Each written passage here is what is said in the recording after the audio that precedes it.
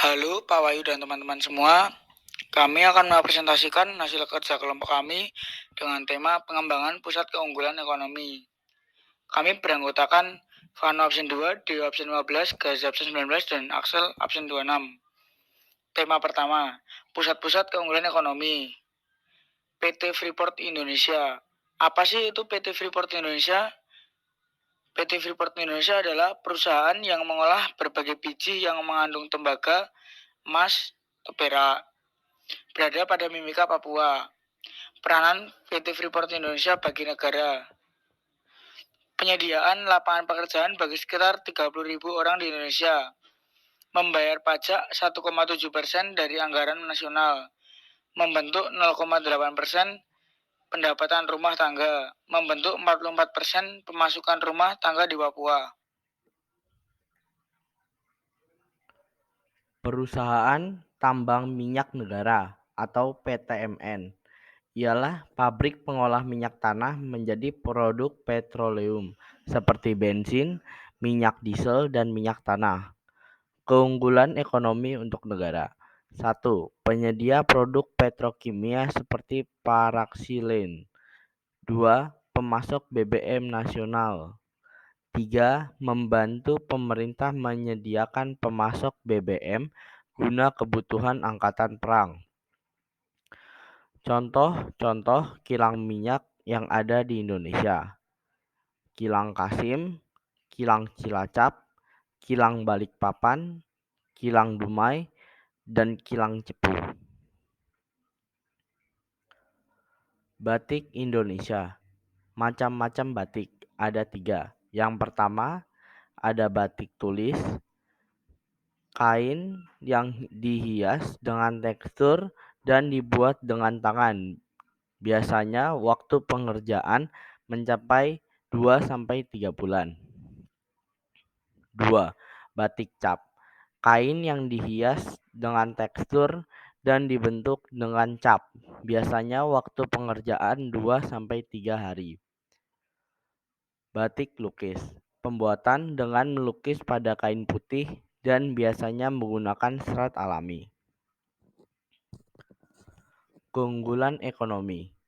Dibangunnya pusat-pusat batik memudahkan pengrajin dalam memasarkan hasil produksinya.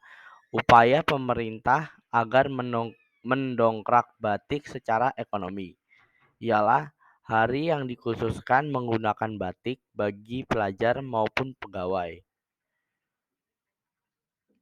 Pengaruh pusat-pusat keunggulan ekonomi.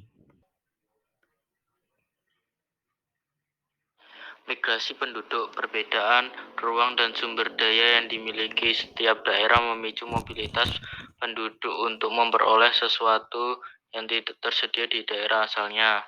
Contohnya ialah PT Freeport memengaruhi kehidupan dan migrasi di Papua.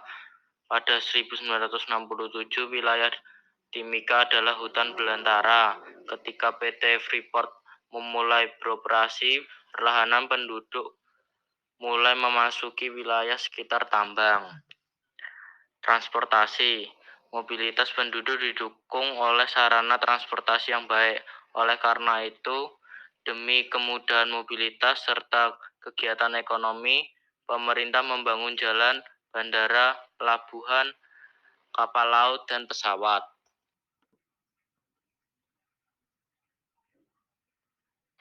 Sosial ekonomi merupakan himpunan norma segala tindakan yang berkisar pada suatu kebutuhan pokok di dalam kehidupan masyarakat.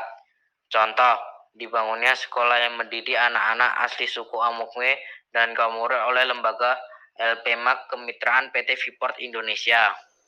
Pendidikan. Modal utama pembangunan nasional ialah SDM yang unggul. Oleh karena itu, pada 2003 dibangun Institut Pertambangan Newangkawi atau IPN dengan program magang, masa belajar off-job dan on-job. Pekerjaan. Tumbuhnya pusat-pusat keunggulan ekonomi. Berdampak bertambahnya produk barang dalam negeri meningkat. Kenaikan jumlah produksi berakibat pada bertambahnya kebutuhan tenaga kerja, sehingga memperluas lapangan kerja. Contoh, PT Freeport pada tahun 2012 mempekerjakan 11.700 karyawan langsung dan lebih dari 12.400 karyawan kontraktor. Dalam 10 tahun, jumlah karyawan di tingkat staf meningkat 4 kali lipat, supervisor 6 kali lipat. Latihan soal. 1. Sebutkan macam-macam batik. 2. Manakah yang termasuk kilang minyak di Indonesia?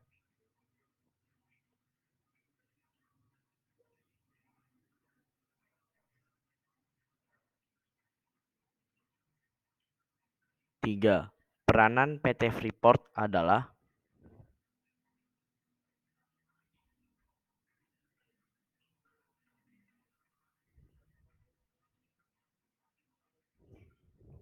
4. Kepanjangan PTMN adalah?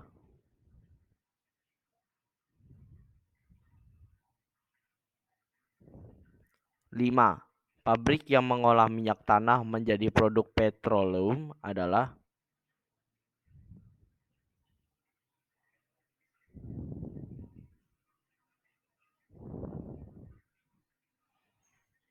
Kunci jawaban. Berikut ini adalah kunci jawaban dari soal-soal yang telah kami berikan.